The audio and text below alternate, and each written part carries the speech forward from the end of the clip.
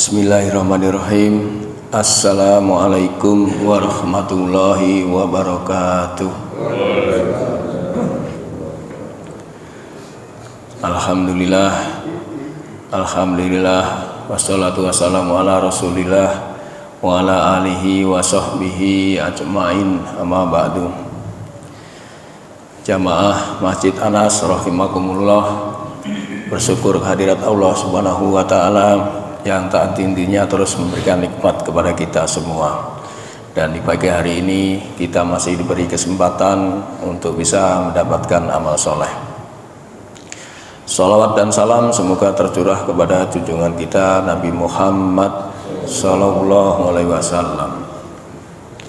Jamaah Masjid Anas rahimakumullah, kali ini saya akan membawakan mengenai takwa, yaitu la'allakum tattaqun. Kalau dulu kan la'allakum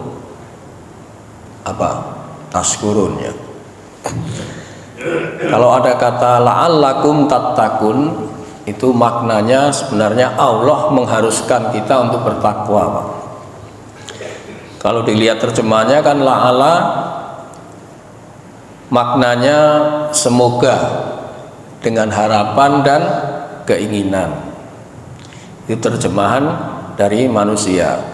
Nah, kalau Allah yang bilang, Allah yang mengatakan la'ala, itu artinya agar kamu pasti, la'alakum tattaqun, kamu pasti bertakwa. Kalau kamu melakukan perintah dengan baik dan benar, pasti hasilnya takwa. Nah, ada beberapa puluh itu kata-kata la'ala di dalam Al-Quran maupun hadis, banyak sekali. Dan takwa ini memang spesial, Pak, karena secara masif diulang-ulang oleh Allah dan Rasulnya. Perintahnya disuruh takwa yang sebenar-benarnya, ya, sebenar-benarnya takwa. Bahkan setiap Jumat di seantero dunia, Pak, itu kalau khotib berwasiat pasti ada wasiat takwanya, karena ini menjadi rukun khutbah. Kalau nggak ada wasiat takwa, nggak sah khutbahnya, nggak sah jumatannya. Makanya kalau kita mendengarkan khotib kok belum berwasiat mengenai takwa, maka Bapak boleh angkat tangan, Pak, belum ada wasiat takwanya, Pak, karena itu menjadi rukun. Karena ada ayatnya itu, ya ayyuhalladzina amanut taqullaha haqqa tuqati wa la tamutunna illa wa antum muslimun. Ketika mendengar ayat ini, sahabat nanya, mana mungkin manusia bisa sesempurna itu ya Rasul? Kadang kan ada cacatnya.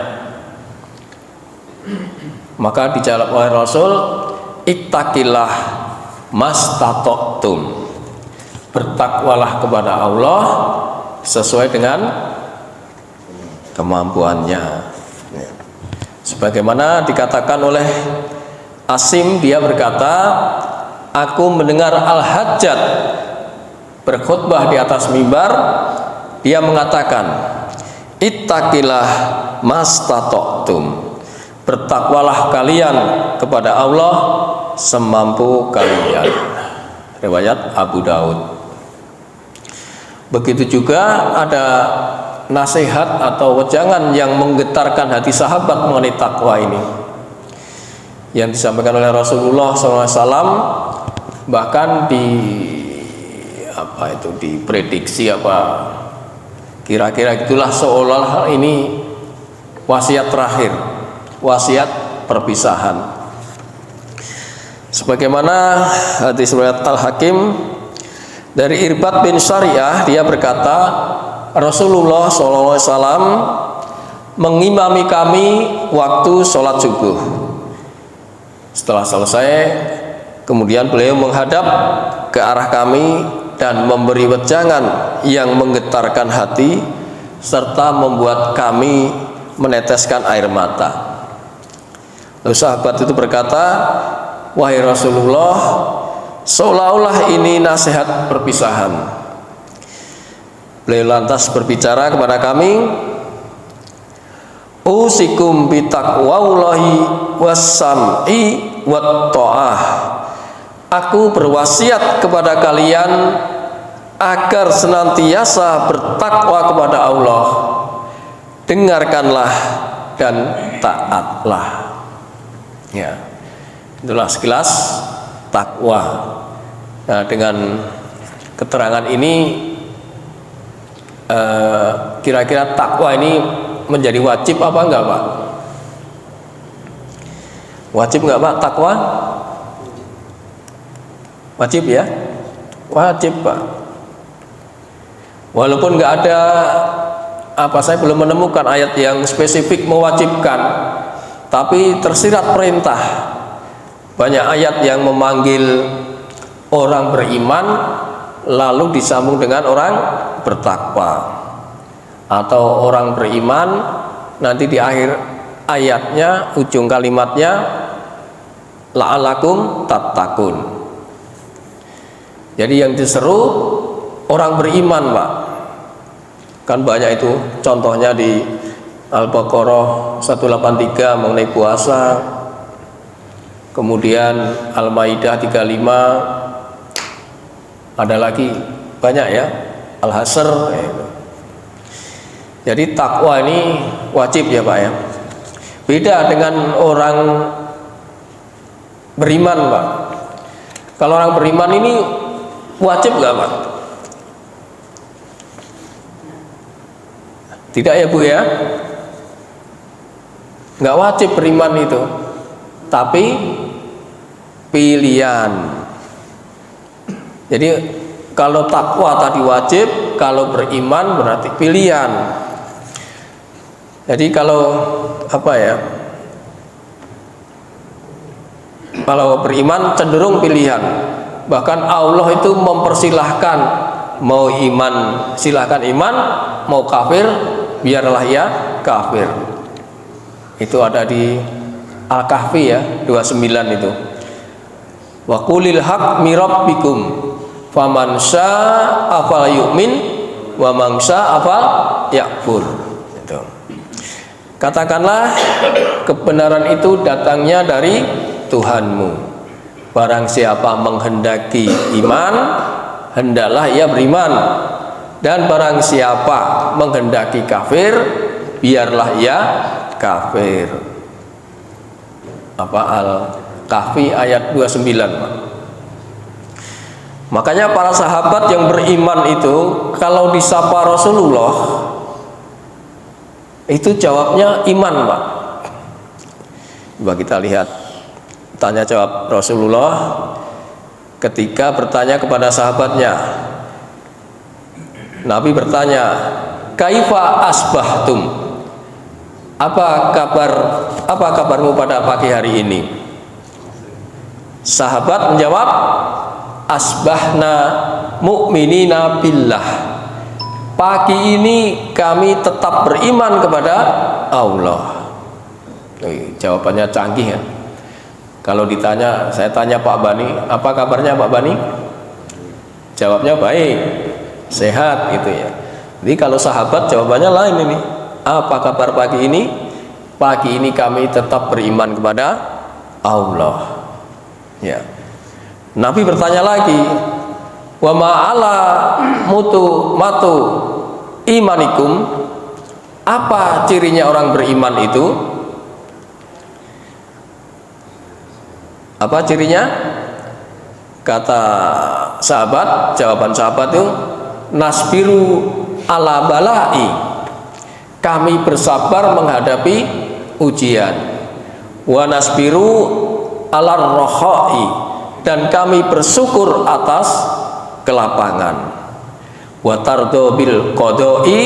Dan kami ridho dengan ketetapan Allah. Ini jawabannya canggih, Pak. Jadi ciri beriman sabar, syukur dan ridho. Itu digandeng dengan takwa tadi, Pak. Mantap ini jawaban sahabat ini. Maka dikatakan oleh Nabi, antumul mu'minuna haqqo. Kalau begitu kalian benar-benar beriman yang sebenarnya. Makanya orang beriman itu ajaib, Pak.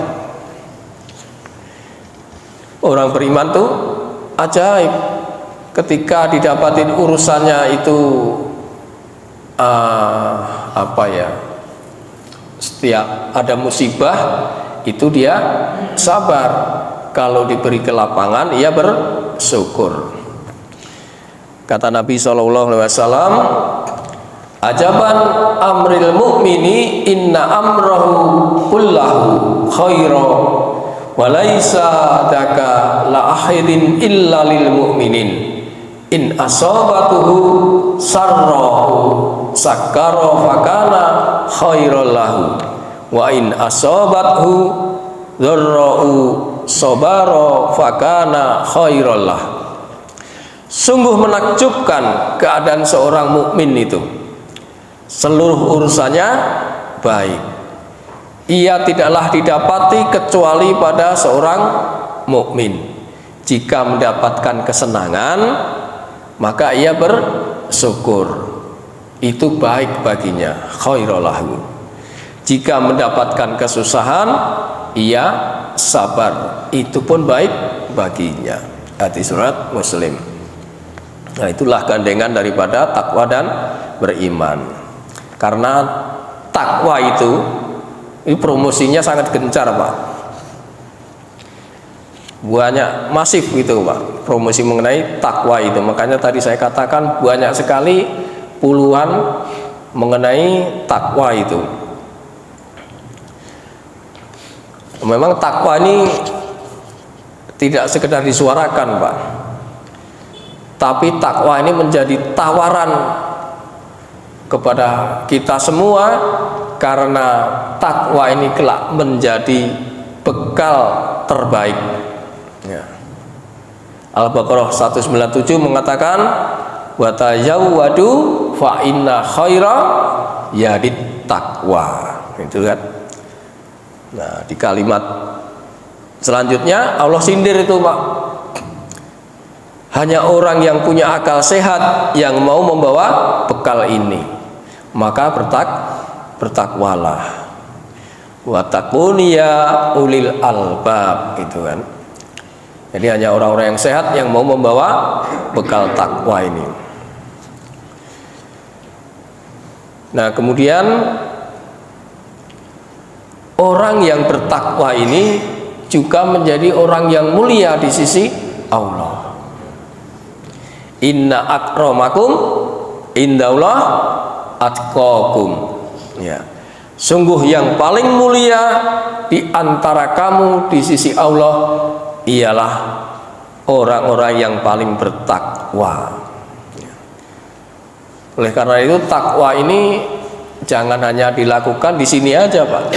Jangan hanya dilakukan di masjid, di taklim, tapi juga di rumah, di pasar, di kampus, dan di mana saja, Pak. Ya. Di mana saja harus beriman. Seandainya nanti di mana saja menemui sesuatu yang mengalami keburukan, ya, atau kita berbuat buruk, maka perbuatan buruk tutup dengan perbuatan baiknya, karena perbuatan baik ini menutup perbuatan buruknya. Sebagaimana Rasulullah SAW sabdakan, ittaqillah hai summa kunta wa atbi sayyati hasanata tamhuha wa khaliqin nas bi khalqin hasan. Bertakwalah kamu kepada Allah dimanapun kamu berada. Iringilah keburukan dengan kebaikan. Niscaya Allah akan menghapusnya, dan pergaulah manusia dengan pergaulan yang baik, dengan akhlak yang baik. Hadis Tirmizi, Baihaqi, dan Imam Ahmad. Ya. Nah, sekarang Bagaimana prakteknya Pak agar bisa la'allakum tattaqun tadi Pak? Prakteknya ini minimal ada 6 Pak. Saya sampaikan. Yang pertama adalah menahan nafsu. Supaya bisa bertakwa, salah satunya menahan nafsu. Cara yang paling cara yang paling pas, paling jitu itu menahan nafsu apa kira-kira Pak? Cakep, puasa itu benar Pak. Karena dengan puasa itu kalau kita mau kedap-kedip aja udah cacat puasanya ya. Mau nyeleweng udah puasa batalnya nanti ya. Apalagi marah-marah batal puasanya. Nah, selain puasa untuk menahan nafsu, berdoa Pak. Ini doanya gampang, mudah-mudahan Bapak bisa menghafalkan. Allahumma inni a'udzubika min munkaratil akhlak wal a'mali wal ahwa'i. Nah, pendek kan? Allahumma inni a'udzubika min munkaratil akhlak munkaratil akhlak benar, wal a'mali wal ahwa'i. Ya Allah, aku berlindung kepadamu dari berbagai kemungkaran ya, dari berbagai kemungkaran akhlak, kemungkaran amal maupun hawa nafsu. Hadis riwayat Tirmizi. Nah, kalau bisa dihafalin Pak, supaya kita bisa menahan hawa nafsu. Kemudian selain hawa nafsu, nomor 2 yaitu beribadah. Jadi setelah menahan hawa nafsu, beribadah. Beribadah ini hanya untuk Allah. Qul inna sholati wa nusuki wa mahyaya wa mamati lillahi rabbil alamin. Sesungguhnya sholatku, ibadahku, hidupku dan matiku hanya untuk Allah, Tuhan seluruh alam. Beribadah. Di mana perintah ibadah pertamanya, Pak? Ada yang tahu? Pertama kita diperintah untuk ibadah itu di Al-Baqarah 21, Pak. Sebelumnya nggak ada perintah ibadah. Di awal-awal ayat itu kan mengatakan ciri orang mukmin, kemudian ciri orang kafir dan munafik. Baru kemudian perintah ibadah. Ya ayuhan nasu budu rabbakumul ladzi khalaqakum, terus walladzina min qablikum la'allakum tattaqun. Wahai manusia, sembahlah Tuhanmu. Ini awal ibadah. Yang telah menciptakan kamu dan orang-orang sebelum kamu. La'allakum tattaqun, tuh ujungnya itu agar kamu bertakwa. Kalau kamu melakukan ibadah dengan baik dan benar, pasti hadiahnya ujungnya bertakwa. Pasti kamu bertakwa. Nah, kapan ini ibadahnya ini, Pak? Sampai kapan? Sampai mati, Bu, benar. Kemarin sudah disampaikan oleh Ustadz Wahyu kan? Wa bud rabbaka hatta ya'tiyakal yakin. Dan sembahlah Tuhanmu sampai yakin ajal datang kepadamu. Jadi ibadah itu terus menerus. Dari mulai kita balik sampai meninggal. Nah, ibadah ini agar selalu ada keberkahan, urusannya baik dunia maupun akhirat, agar bernilai ibadah, maka iringi, awali setiap perbuatan baik itu dengan ucapan bismillah. Itu akan ada keberkahan di situ. Dari Abu Hurairah radhiyallahu anhu, Rasulullah SAW bersabda, kullu amridi bali la yubda'u fihi bismillahirrahmanirrahim wa huwa abtaru. Setiap perkara yang penting yang tidak dimulai dengan bismillahirrahmanirrahim, amalan tersebut putus berkahnya. Nah, jadi tadi ada doa dihafalkan pendek, sekarang dibiasakan setiap perbuatan baik dengan mendahului ucapan bismillahirrahmanirrahim. Itu Pak ya, itu tadi menahan nafsu dan beribadah. Kemudian yang ketiga, senantiasa kita lewat jalan lurus, Pak. Sebagaimana yang kita baca tiap hari, Pak. Apa itu bacaannya? Ihdinas siratal mustaqim, canggih Ibu. Ya. Tunjukilah kami ke jalan yang lurus. Kita minta setiap hari berpuluh-puluh kali untuk ditunjukkan ke jalan yang lurus. Maka jangan menyimpang, jangan menyeleweng. Karena boleh jadi kita kalau nggak sadar nyeleweng nanti. Padahal kita minta ditunjukin jalan yang lurus. Nah, jalan yang lurus ini yang bagaimana? Apa jalan yang lurus ini? Yaitu Al-Quran. Wa anna hada siratim mustaqima fattabi'uhu. Dan sungguh inilah jalanku yang lurus, kata Allah itu. Fattabi'uhu, maka ikutilah. Wala tatabi'us subula fatafarraqa bikum an sabilihi.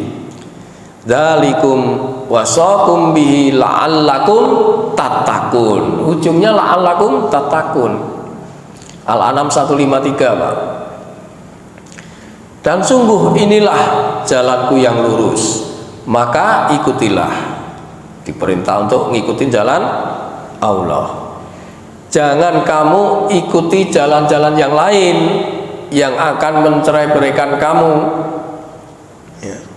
Demikian dia memerintahkan kepada kamu agar kamu bertakwa.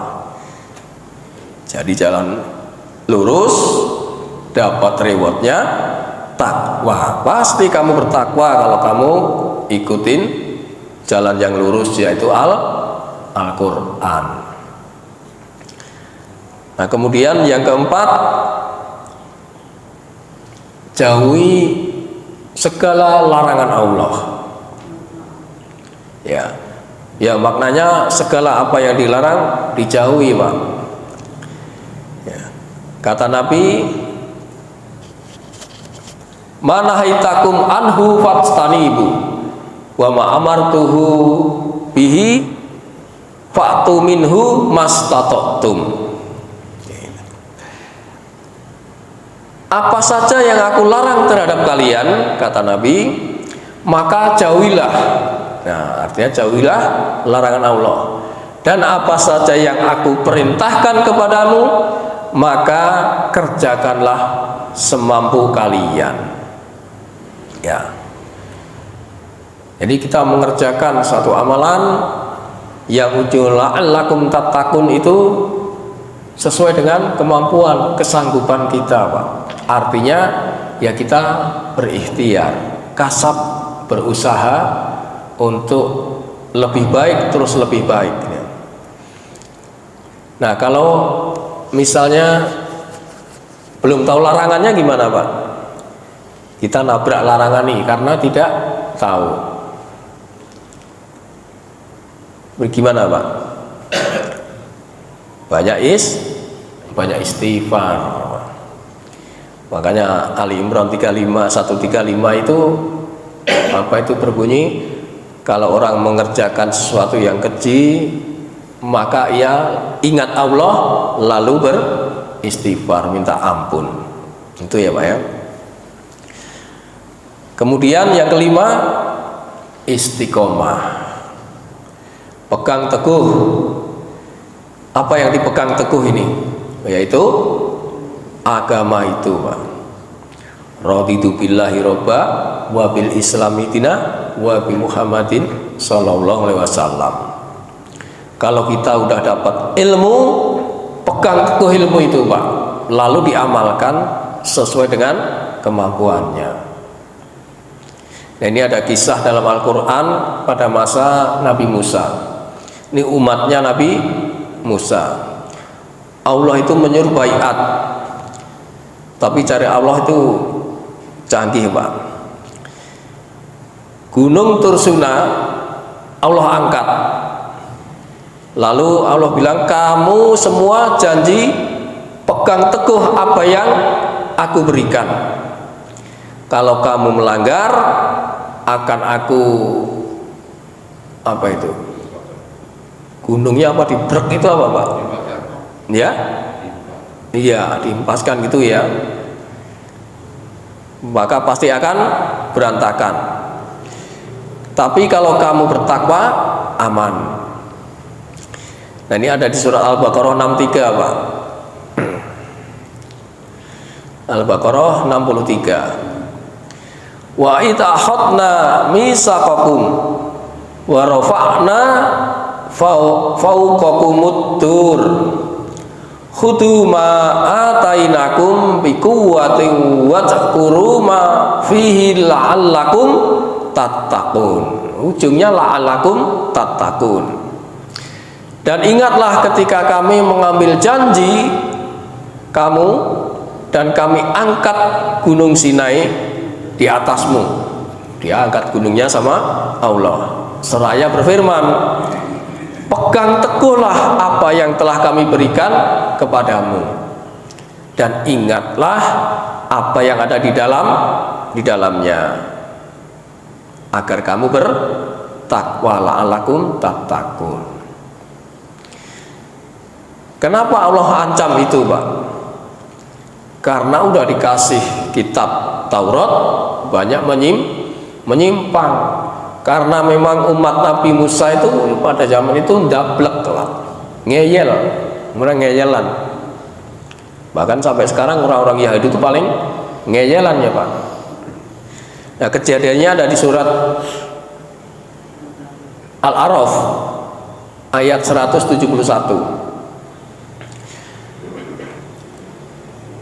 Al-A'raf 171. Wa iz nataknal jabala fauqahum ka'annahu dullatu wa dhannu annahu waqi'un bihim khudu ma atainakum biquwwatin wazkuru ma fihi la'allakum tattaqun. Dan ingatlah ketika kami mengangkat gunung ke atas mereka, seakan-akan gunung itu naungan awan, dan mereka yakin bahwa gunung itu akan jatuh menimpa mereka.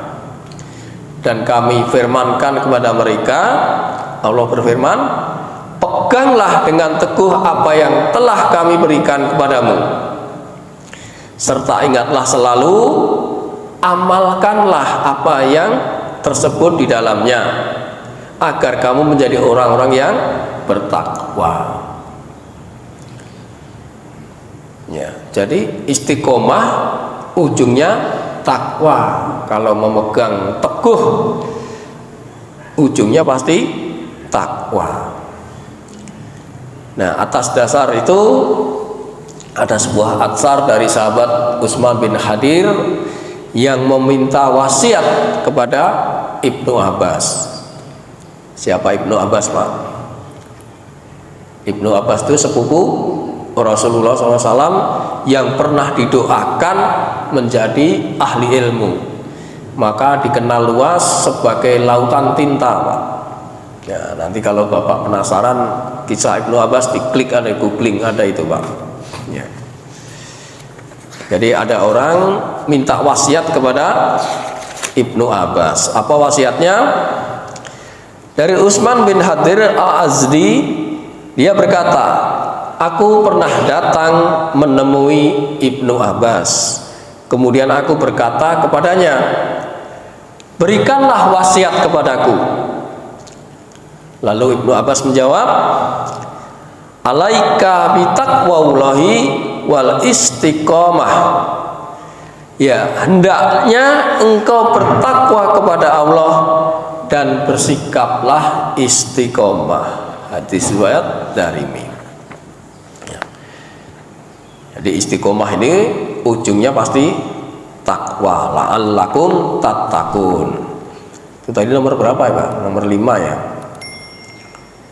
Sekarang nomor 6, yaitu menjaga kehidupan ya, menjaga kehidupan dengan cara amar ma'ruf nahi mungkar.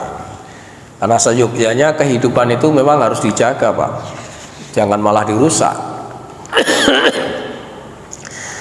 Kalau nggak ada amar ma'ruf nahi mungkar piye Pak? Rusak Pak ya. Nggak ada yang memperingatkan, nggak ada yang menyuruh kebaikan, wah rusak dunia ini. Maka bisa jadi Pak, kalau ada orang alim di situ tapi penuh kemungkaran di wilayah itu, akan terkena semua Pak. Yang terkena nggak hanya orang yang bermaksiat saja, tapi orang yang beriman, orang alim pun pasti akan kena. Nah itu di Al-Anfal 25 Pak. Wattaqu fitnatal la tusibannal ladzina dzalamu minkum khassah wa'lamu annallaha sadidul iqab. Dan peliharalah dirimu dari siksaan yang tidak hanya menimpa orang-orang yang zalim saja di antara kamu, jadi menimpa seluruhnya. Ketahuilah bahwa Allah sangat keras siksaannya. Ini kalau saya ambil contoh itu ketika situ Gintung itu Pak, wah itu semua hampir daerah sono kena semua ya Pak ya, itu ngeri itu. Karena apa? Saya tahu situ Gintung itu kalau malam di situ wah ramai sekali muda-mudi Pak, bebas sekali. Makanya benar berdasarkan ayat ini ya udah dibikin banjir bandang itu. Nah kasusnya ada dalam bab kisos Pak ini. Di akhir ayat juga dikatakan la'allakum tattaqun. Al-Baqarah 179 Pak. Walakum fil qisasi hayatun ya ulil albabi la'allakum tattaqun. Dan dalam kisos itu ada jaminan kehidupan bagimu, wahai orang-orang yang berakal, agar kamu bertakwa. Maksudnya orang itu harus hati-hati ketika seperti penculikan kemarin Pak, kepala cabang bank ya di Bogor ya, itu kan pembunuhan. Jadi maksudnya itu hati-hati kalau mau membunuh, karena ada kisos, hukum kisos.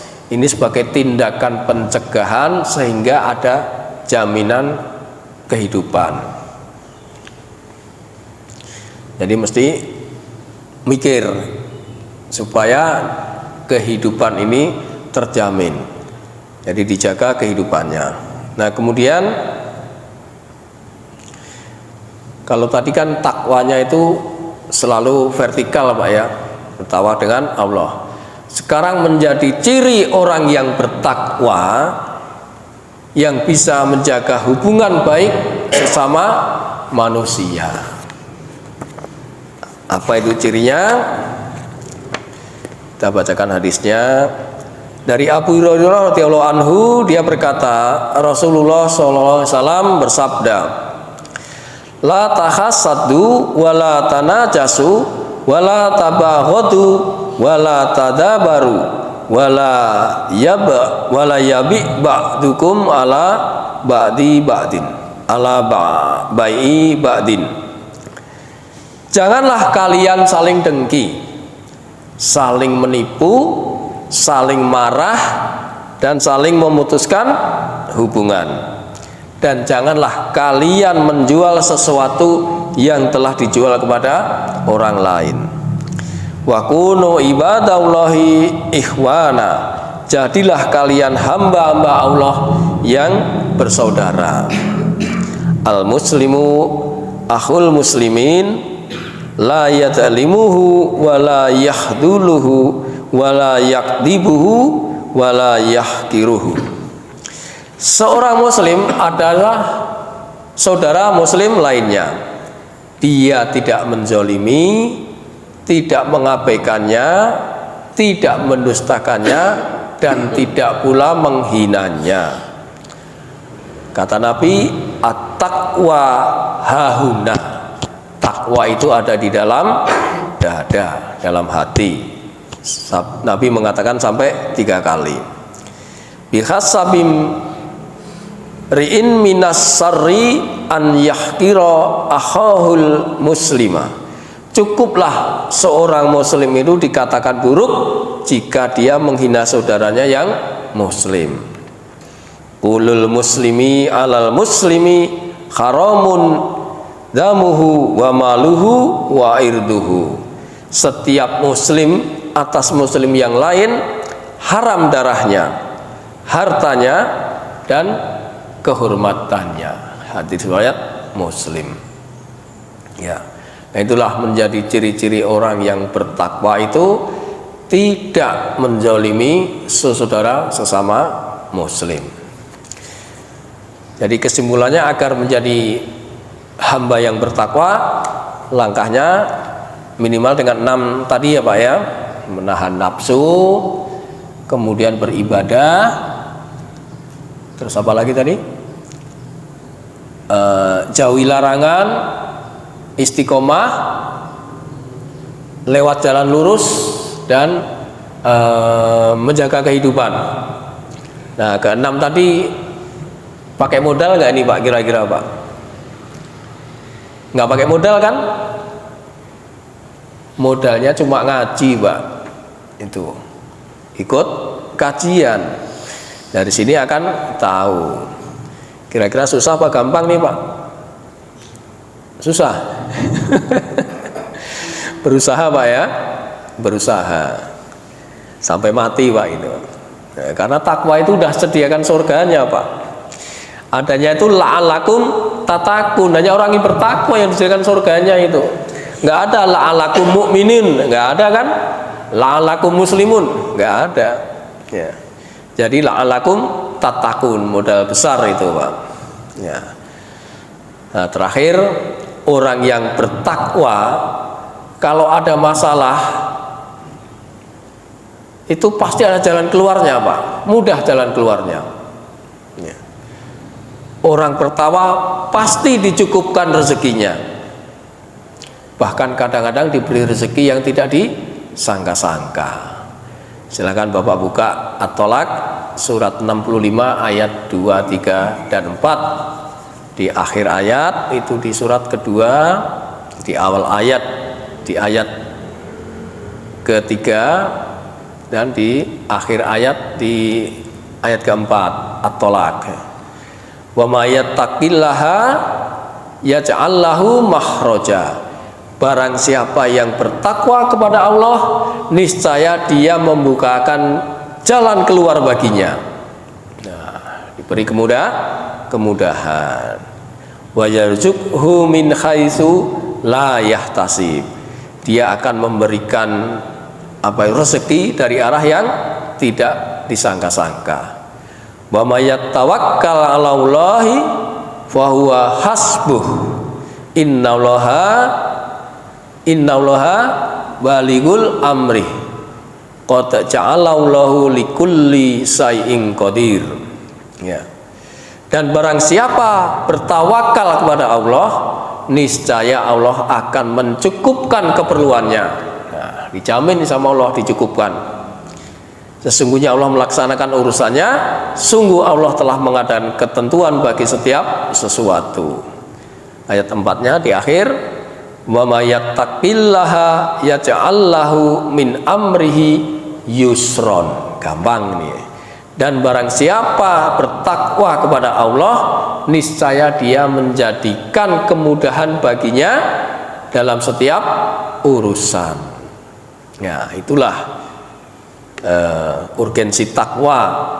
Mudah-mudahan dengan pengetahuan ini kita sama-sama bisa berusaha untuk menjadi orang yang bertakwa. Hatta saya sendiri, Pak, kita berusaha, karena sebagaimana Allah dan Rasulnya memerintahkan kepada hamba-hambanya agar la'allakum tattaqun. Nah, itu aja. Demikian, mudah-mudahan ada bermanfaat. Baik, kalau udah nggak ada, kita baca kafaratul majlis. Subhanakallahumma wa bihamdika asyhadu alla ilaha illa anta astaghfiruka wa atubu ilaik. Billahi taufiq wal hidayah. Wassalamualaikum warahmatullahi wabarakatuh.